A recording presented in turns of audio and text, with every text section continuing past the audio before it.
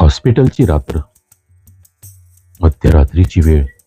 एक नर्स अनिता हॉस्पिटलमध्ये ड्युटीवर आहे. वीज गेलेली, अंधार पसरलेला.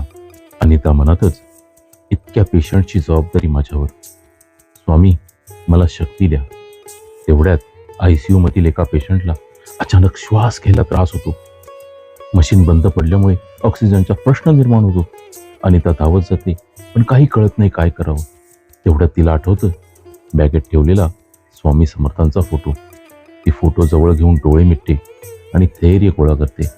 तिला अचानक आठवतं ICUच्या स्टोअररूममध्ये जुनं सिलेंडर आहे. ती पटकन धावत जाऊन सिलेंडर आणते, कनेक्शन लावते. पेशंटचा श्वास स्थिर होतो.